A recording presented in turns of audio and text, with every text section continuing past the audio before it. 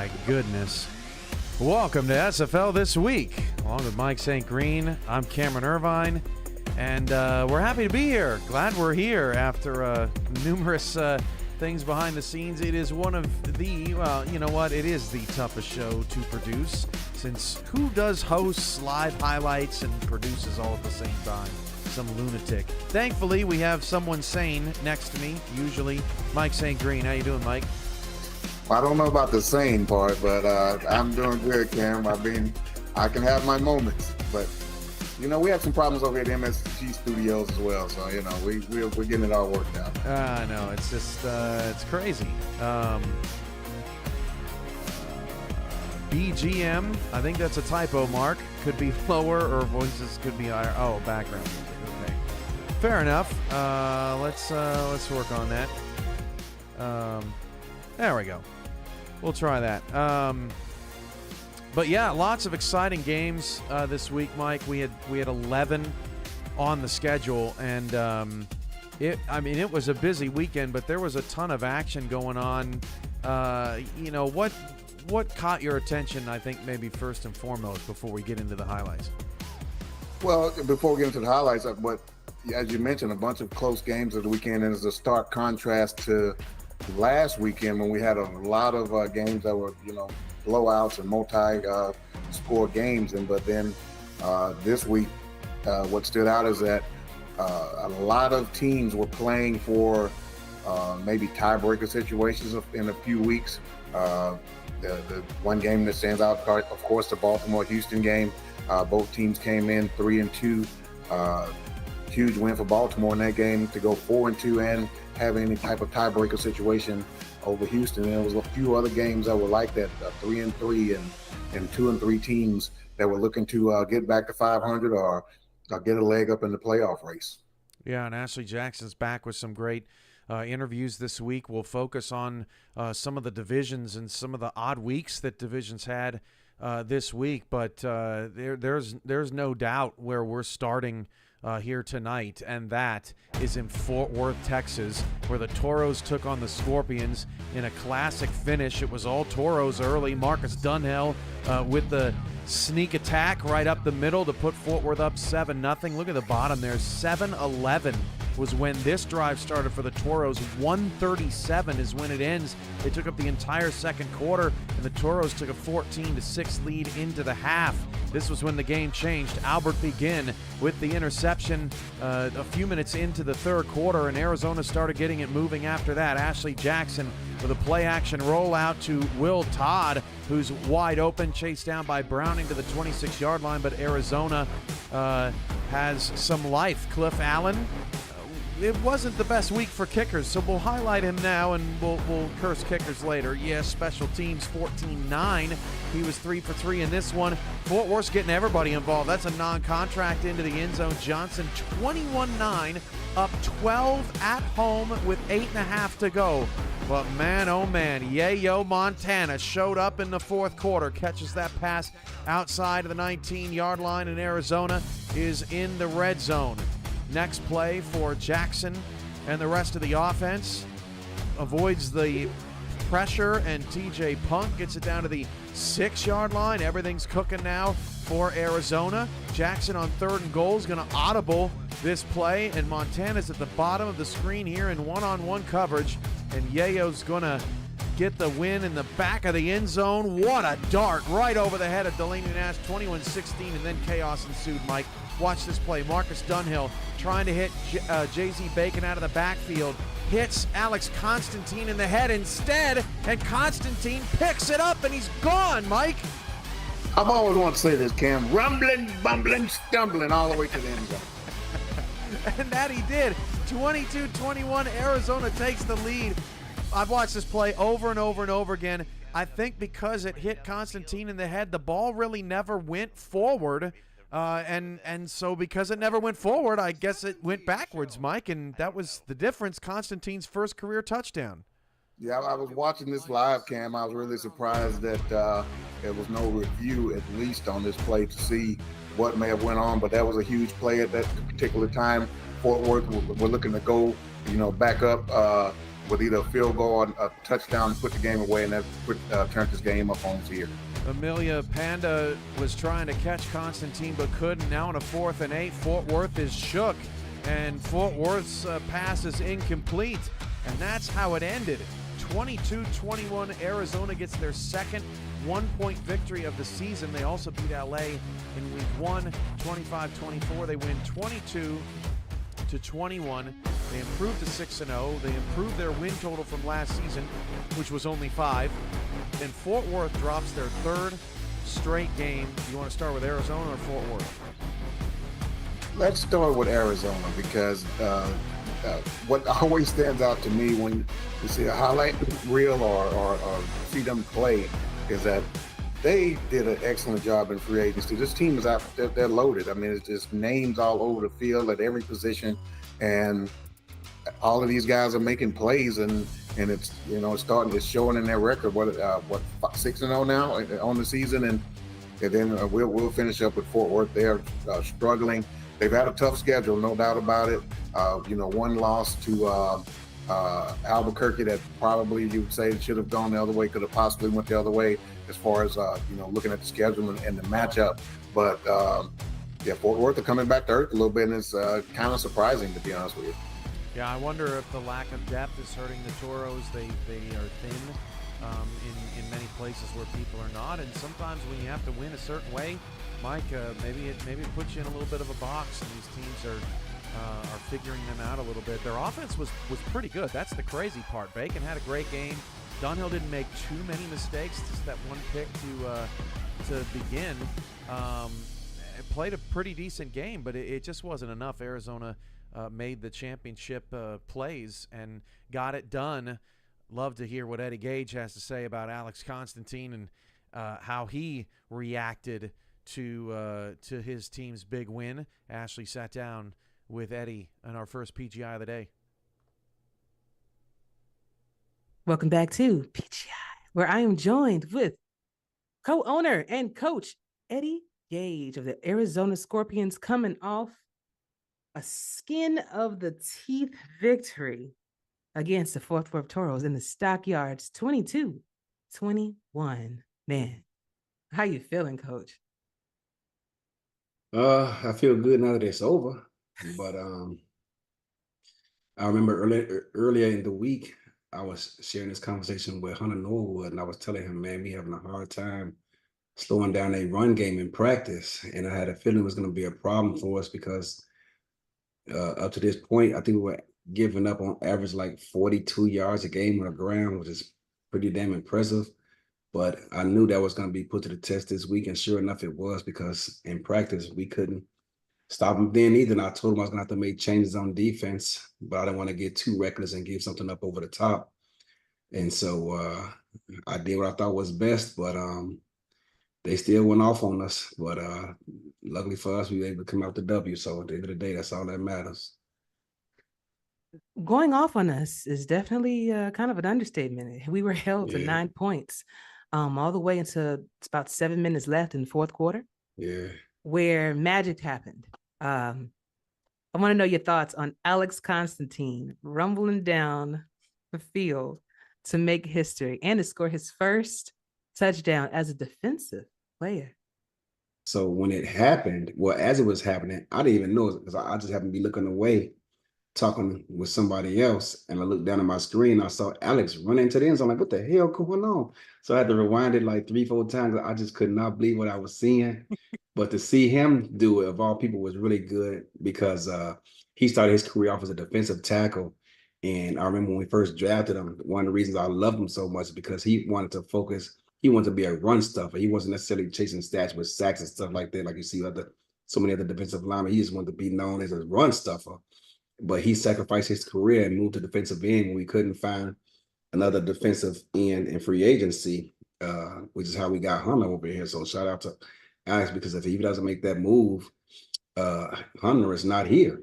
Yeah. So to see him of all Scorpions get it, man, that was great.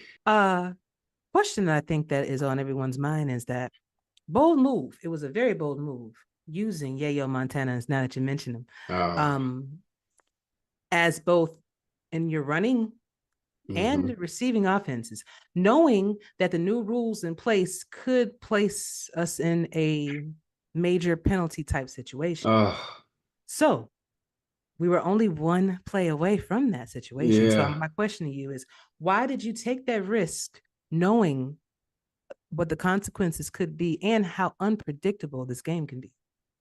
You know what's funny? I had been thinking about making this move earlier this season, but I said I was going to save it for a team who I felt we needed it against. And so I almost used it.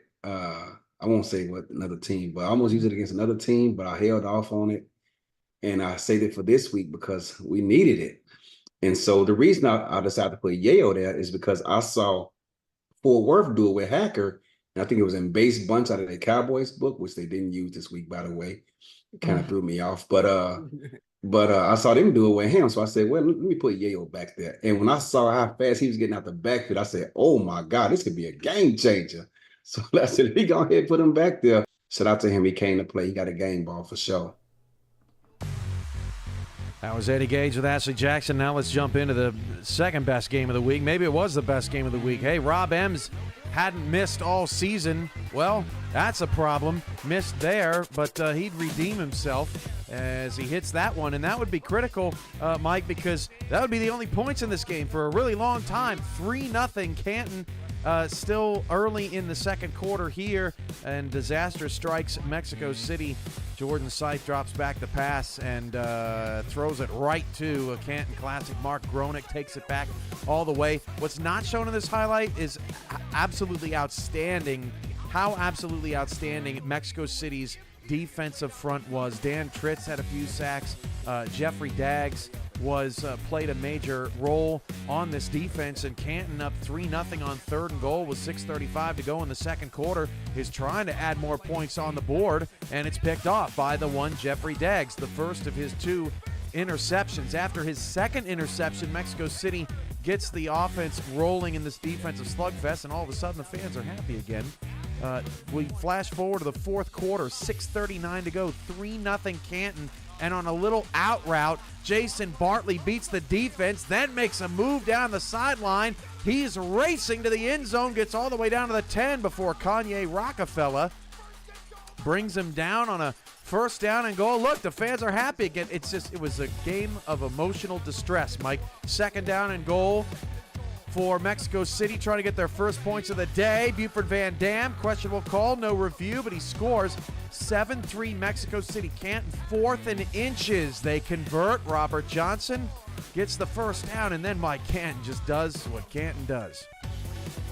Yeah, Canton, they like to pound the rock, and they like to play these tough, tight games. And there again, they're making a huge play downfield to come up with a huge first down late in the fourth quarter. And look at this play, a gutsy call, second and goal play action against a defensive line that's been dominating, and that score makes it 10-7. Buford Van Dam, they called his number on fourth down and short, and he was unable to deliver as Mexico City was just yards away from field goal range. They fall 10-7. Mexico City's two losses this season, 13-9 to Arizona and 10-7 to the Canton Classics, two of the top teams in the league. So, Mike, your impressions on both teams, another hard-fought game towards the top of the ticket. First of all, honorable mention to the referee on stepping in front on that potential pick six and preventing that touchdown. That was a huge play for Right. Mexico City. I don't know how much they paid him to kind of get in the way on that one. But yeah, Mexico City, they've been impressive, Cam, pretty much all season long. As you mentioned, second loss, 4-2.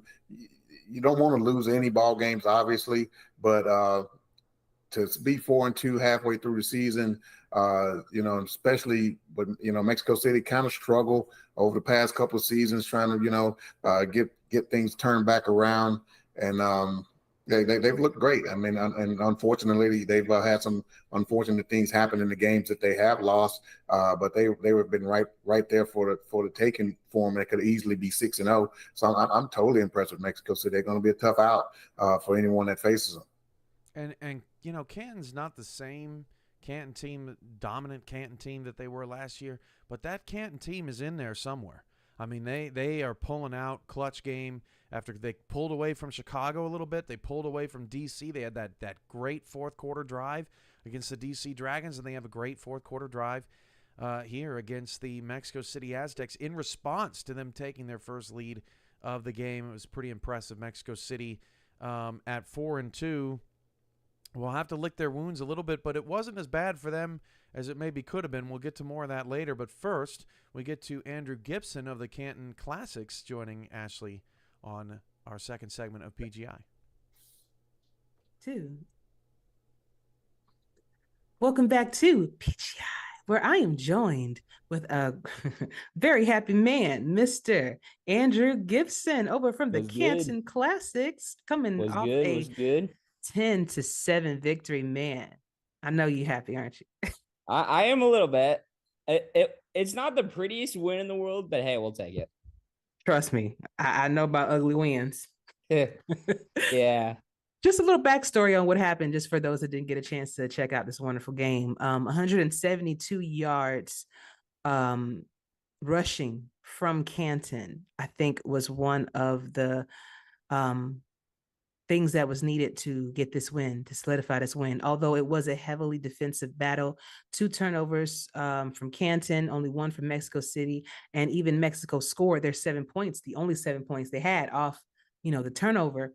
I think Canton did a great job with clock management, with 24 minutes holding the ball versus the 15 minutes that Mexico City had. So what do you feel was some of the magic in your success? I think obviously our run game's always been dominant. That's kind of been a Canton staple from what I've kind of discovered on this team through my time here. It's kind of just been a receiving staple. Obviously, we do have a strong defense. Like, we have Kevin Brackett, we have King Jamal, we have all those big guys in the secondary. But I just sometimes think that my boy Logan Lee doesn't really get as much credit as he sort of deserves, because he's we also have Bill Cherry, our fullback, as well, kind of getting on the run game, and Robert Johnson.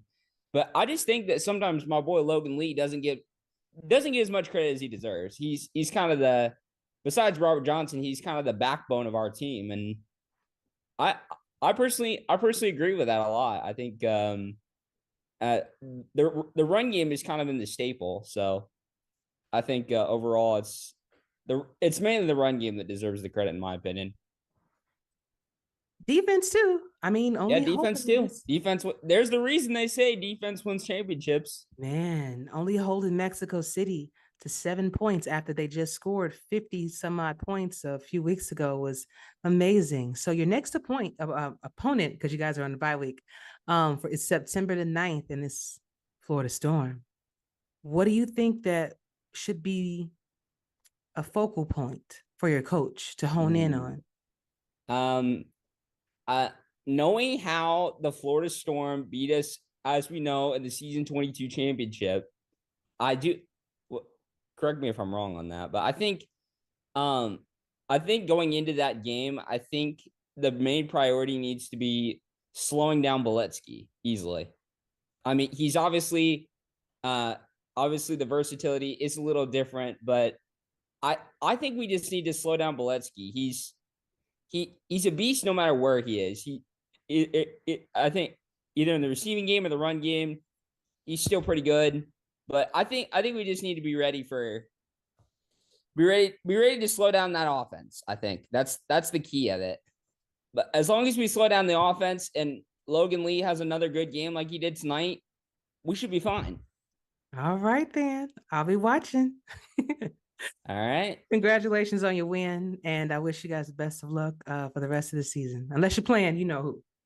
Yeah, thank you. Thank you. You're welcome. Have a good one. You too. Back to you in the booth.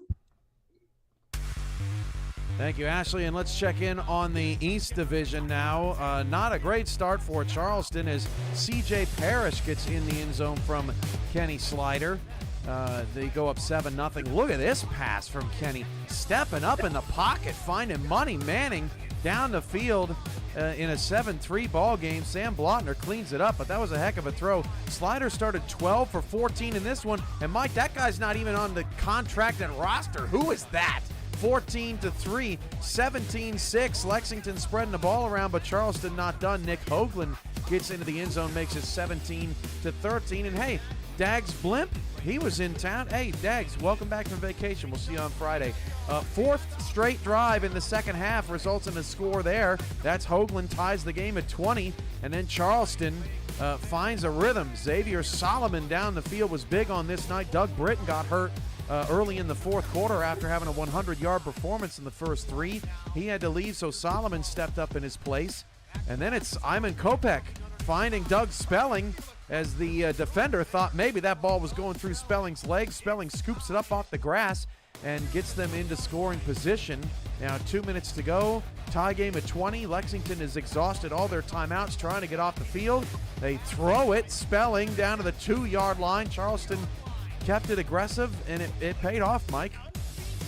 Yeah, Cam, you would have thought this game would have been like 40-plus points apiece for each team. I think it was close to 1,000 yards of offense between both ball clubs, but Charleston with a big score right there to go up and put 27 on the board.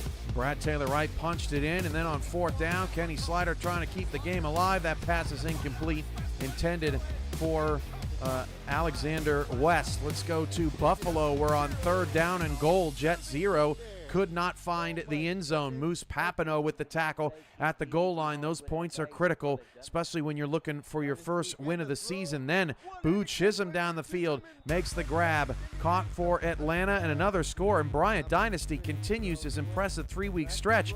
Hey, third and goal. Did Queen City learn their lesson? They sure did. Former number 1 pick, Ace Ketchum, getting the touchdown. 10-7. Hey, 10-10 ball game in the third quarter. How about Boo Chisholm getting it going on 4th and inches? They get a field goal out of that. Trellis Blanton fires it right to the Atlanta defense in a 16-13 game, 7:32 to go. Before that play, Trellis Blanton had played a phenomenal game, but couldn't make it happen. Siege Falco gets it in. More on Siege Falco and the Swarm offense later. And then Blanton again fires an ill-advised pass to Moose Papineau. Seals the deal for Atlanta. They go 30-13 winners. Hey, sticking in the East, Louisiana at Florida. You know what you can't do, Mike, when you're trying to upset Florida? Miss field goals. Otis Boudreau misses one there, wide left, 3-0, 8 minutes to go in the second quarter. And Tommy Utah does this, Mike, and you can't do this. No, Cam, you cannot do that against Florida. A huge pick right there puts Florida up 10 points, and they continue to roll from there.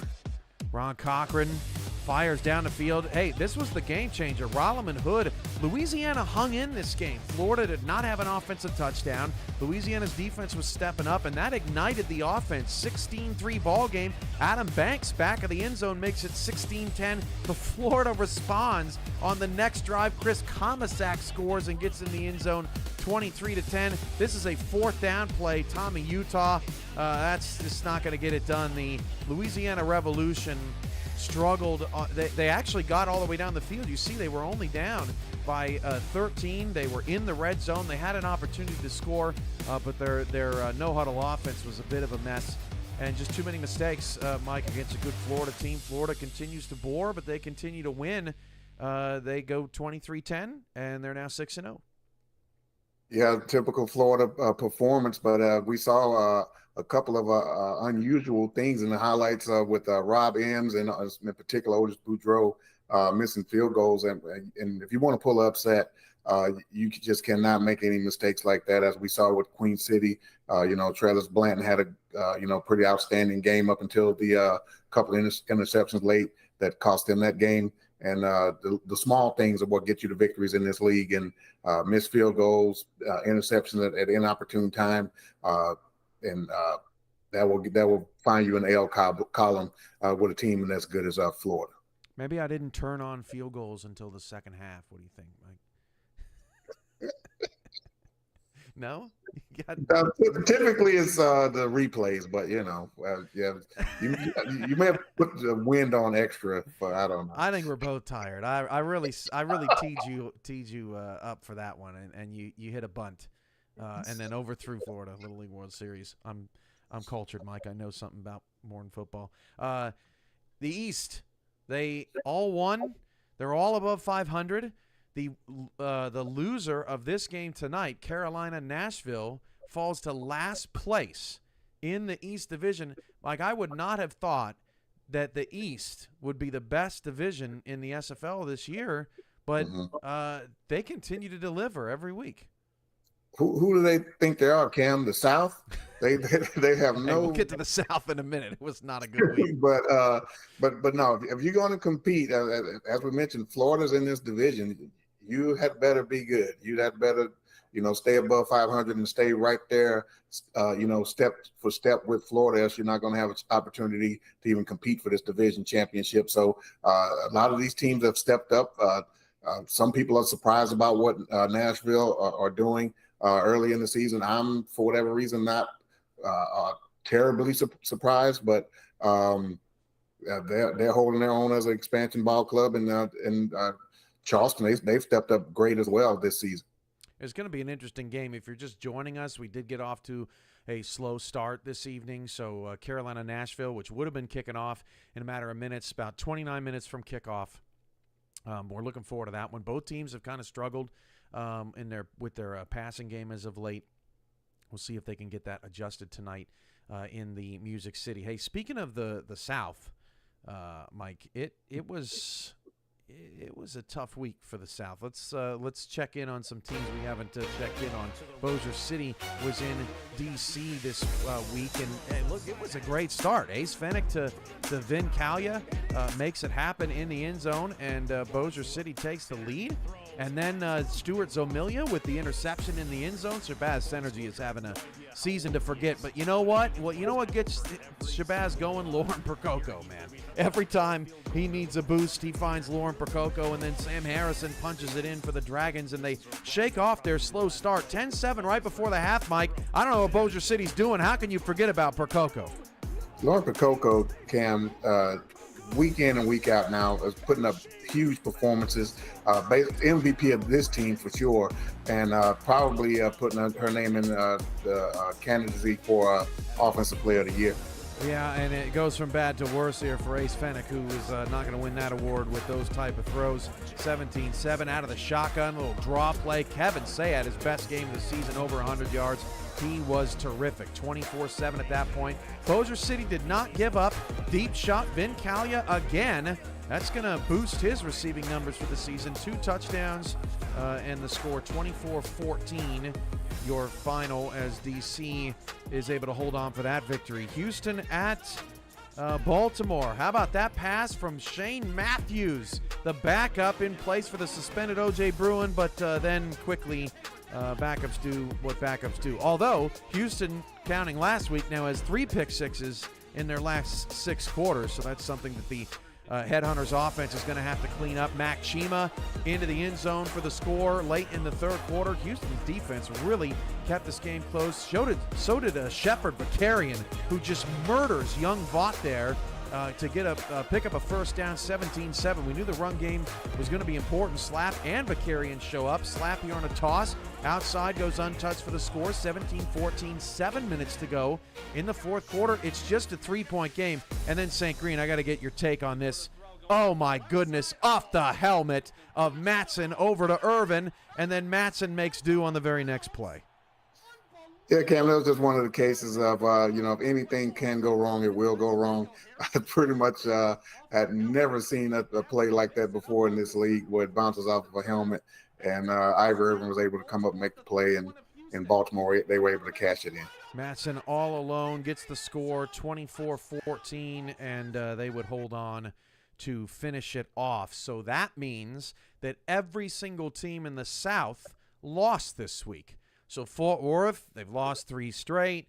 Houston was playing without their starting quarterback. Mexico City had a tough out against Canton, trying to keep the lead on the top of the division. And it's all kind of wiped away because every team was unable to take care of business. It resets and we go to next week. Yeah, Cam, just a personal note on that Baltimore game. It really was a disappointing loss for me. It almost felt like a playoff loss and in the way it felt, because I felt like we kind of let that one get away. It was there for us to win. A couple of questionable, offensive plays in the red zone in the first half that cost us some points. But defense played well. The running game was solid enough for a disappointing loss for sure.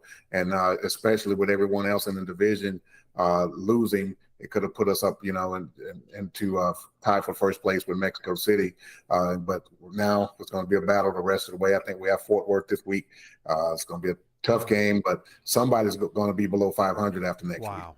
Yeah, that's shocking to 2, 3, and 3 teams that are definitely playoff caliber teams that are going to be on the outside looking in of the playoffs after that game. That is a huge game coming up on the schedule, Houston and Fort Worth. That's next week, right before the bye that both teams have. So that's a big one for sure. Baltimore gets the win. They took care of business. DC took care of business. Although I will say, it does feel like a little bit more so that DC is starting to figure things out offensively. I feel like this was their best game in terms of getting all their weapons involved. Say was productive, their receivers were productive, and the Dragons almost pulled it off against Canton just a couple weeks back. So maybe they're going to make a second half run here. Yeah, they look really, really good this week, Cam. They have, like, Pacoco's been great all season long. Now if you start adding Kevin Say into the mix, and that defense, they're always solid week in and week out. So if these guys can get some things figured out on offense to be more consistent, they're going to make a huge playoff push, and that will be a team that you wouldn't want to meet in playoff time. Almost every team was in action this week, including 3 games on Friday. Let's see what was going on. On Friday, we started in Detroit, where the Motor City V8s were taking on the Pittsburgh Riverhogs, and Connor Weston may just be, you want to talk about Offensive Player of the Year. He was awesome. He gets another touchdown. This is a rarity. Johan Sutherland, great punt return, but a flag brings it back. A crushing momentum dip for Motor City there as they were attempting to tie the game. That would have been incentive money as well. But instead, Christopher Dean will punch it in. So no arm, no foul. Well, at least you take away the $250K. Tied at 7. King Jackson finds King Alexander. Great block. Terrell Cooper basically with a pancake down the field, gets Alexander into the end zone. Motor City takes a 17-7 lead. Start of the second half. And that pass hauled in from Michael Brown. Connor Weston all alone. Weston trying to get past King Rashid. It almost worked. All the way down to the 1-yard line. And then on second down and goal, Mike Churchill, who's back after missing last week, he punches it in for a score. Crushing hit at the goal line by Warner, but it counts anyway. 17-14, Motor City keeping it going. Terrell Cooper, 27-14. Motor City is able to take it. LA was at Vancouver on Friday night, and Christian Brown finds Stephen McMichaels 3 minutes into the game. He was the star of the show, had a banner night at tight end. Shea Carroll keeping Los Angeles in it. This is a beautiful punt return as well. Mike tied the game at 10. Yeah, huge play at this moment of the game, Cam. A big punt return that gets LA back even. Handoff to Mateo Pravado. Wow, just totally shook a defender there. Destroyed him on his way into the end zone. 17-10 Vancouver, just starting the second half. Christian Brown, who at one point had completed 11 straight passes in this game, finds Brett Killian, who was the chain mover all night long for Vancouver. And then to finish it off in a 23-10 ball game, Mateo Pravado would not be denied. 30-10, Vancouver takes out Los Angeles and beats them once again. They are on a win streak against LA, no doubt. Minnesota was at Denver in the nightcap, and Denver on their first possession, opening possession, scores. Dylan Lewis in the back of the end zone, a 7-7 ball game. 3rd and goal. Bailey O'Shaughnessy can't get in. They have to settle for 3. 10-10 at the half. Mike, back-to-back weeks, Denver has scored a touchdown on their opening possession and then have struggled to score a touchdown the rest of the game. Minnesota did not. That pass caught in the end zone in the middle of the third quarter by E.J. Minson puts Minnesota up 17-10, and then with 6 minutes to go in the fourth quarter, Gene Struthers fires fires, and it's just picked off. That's just a better play by the defense. Nicholas Frossel, a ridiculous one-handed pick in traffic, and Johnny Reno starts to get things moving for Minnesota after that. A deep shot, escape in the pocket, finds T. DeQueen for the first down catch into the red zone, and then one more time Minnesota is able to cap off this victory. Again, Denver stuck on those 10 points much of the night, and especially in the second half. They were shut out in the second half. Colin Hart gets it into the end zone for the score, and Minnesota takes care of business on the road, 24-10 on Friday. So what stood out from the victories on Friday for you, Mike? The Motor City Pittsburgh game. Motor City came up with a huge 99.9 yard drive late in that game. Well, it can't be 100 because if it touches the end zone. That's what it said. That's what the graphic said. Anyway, well, let's call it 100.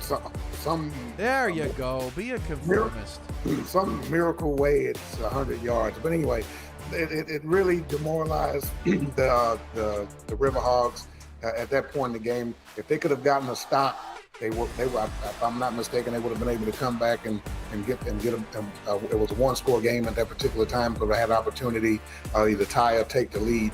But that was a demoralizing, just grinded out drive that grinded clock and put Motor City back up 2 scores, and that was one of the things that stood out to me for sure from the Friday night games.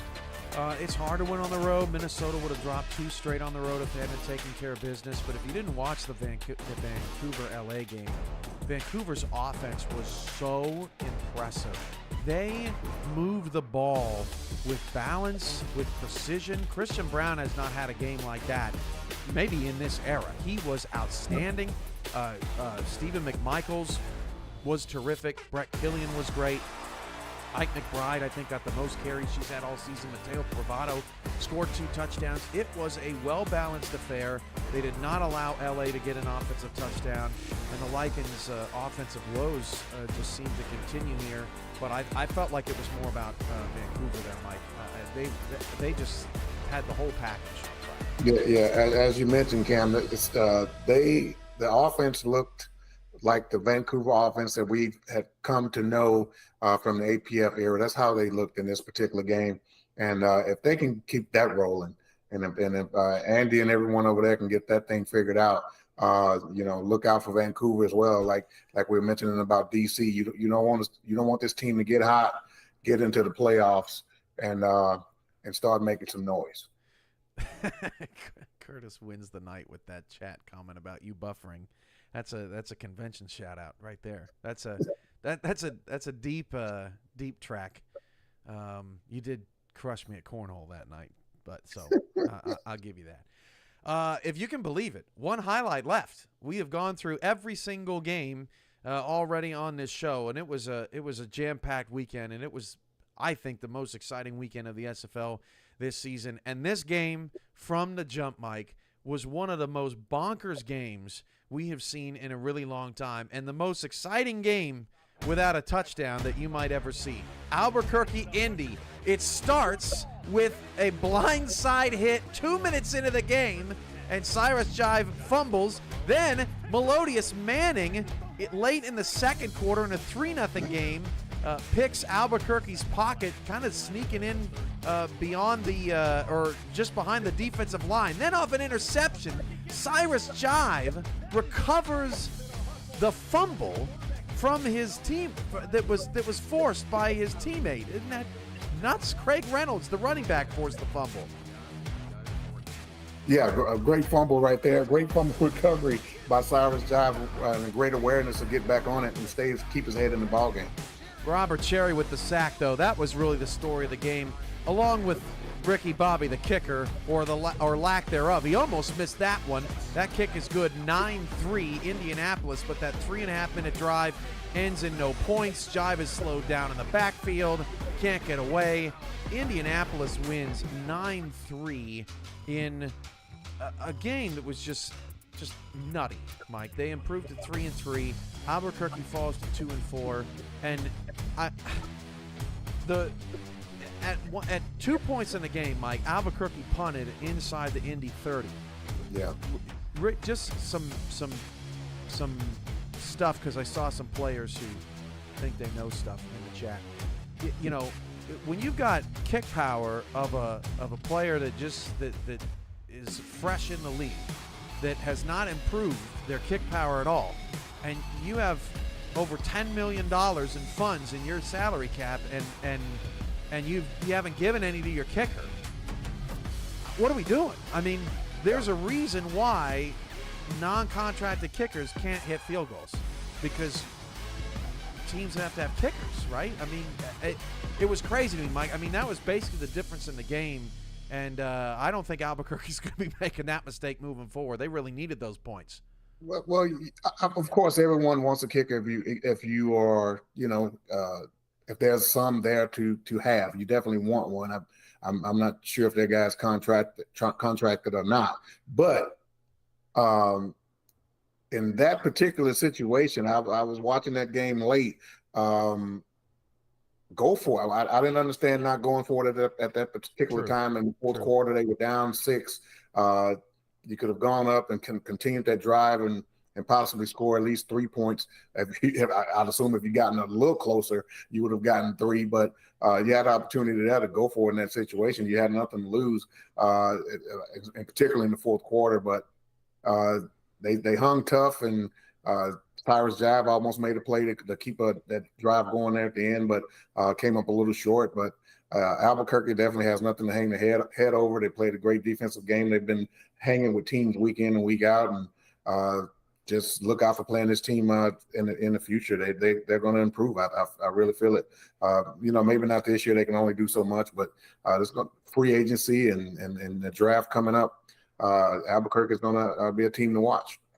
Not everything is the game's fault, and Cyrus Jive just didn't have any protection all day. Credit Indianapolis's defense; they were on him like glue. But I thought Jive played pretty great. I thought the offense looked good. I know it was a 9-3 game, but I mean, Albuquerque again. They have been in every game this season, and it's only a matter of time, Mike. They're definitely going to get better. I know they're 2-4 right now, but they're going to be a tough out for anyone for sure. That wasn't the only. Did Chad Rowland make any plays in that game? Probably not. I don't. Yeah, I don't really remember. I don't remember seeing him on the highlight reel. Yeah, was he on the highlight reel? Not surprising. No, I didn't see anything. Hey, look, that wasn't the only mess on the field this week. Atlanta's coaching staff gets a 2-game suspension. Siege Falco had 11 carries. They even gave one of their tight end, Arlette. Falco was big in that game late. Don't really think that it was the game breaker for why Queen City was unable to pull out that win. But that's a tough pill to swallow, especially when you got Baltimore coming up in the next couple of weeks, Mike. To have that happen to you against a winless team, you probably didn't need it. One of his carries was at the 1-yard line. Why can't BDG get that carry, right? So that's unfortunate for them. And we've seen a lot of teams that, you know, Atlanta doesn't necessarily have new leadership, but we've seen a lot of teams that have some new people in charge that have been struggling over the past couple of weeks. It's tough. It's tough to win games in this league. Definitely tough to win games, and it's really tough for Atlanta right now because they lost a couple weeks ago, but it's their second win in a row. Bryant Dynasty has been fantastic the last 2 or 3 weeks. So it's unfortunate, but that's the thing is when you get to tinkering and toying around with the playbook and maybe not sure what your ratios are. I'm the last one to pretend that I'm some type of coaching guru and to know what triggers certain things as to why certain things are called and when and what formations. But maybe this wasn't the week to try to pull out any tricky type things or whatever. And now you've triggered a 1 carry too many from a non-running back type player. And you got to suffer the consequences. But, maybe with the rules that's in place that they can put together a book or put in a game plan that can afford them to compete with Baltimore in next week's ball game. Before we get to Haynes' vision Ron Haynes doing another brilliant job getting us ready for Carolina and Nashville. How about some spectaculars from Week 7, Mike? Well, let's get into who wore it best this week, Oh, Cam. okay. And this one's going to surprise you. It may even surprise him, but the uniforms have grown on me over the seasons, and it's something about the old blue and white, and especially when they were playing the way that they were playing this weekend. Vancouver wore it best this weekend, Cam. Whoa! No way! Somebody clip that. That is impossible. Clip that and send that to Andy. Yeah, they wore it best. They just looked like the old Vancouver. So they kind of grew on me like, a Penn State. I mean, that's kind of what the uniforms are. But yeah, don't change a thing, Andy. Just keep doing what you're doing.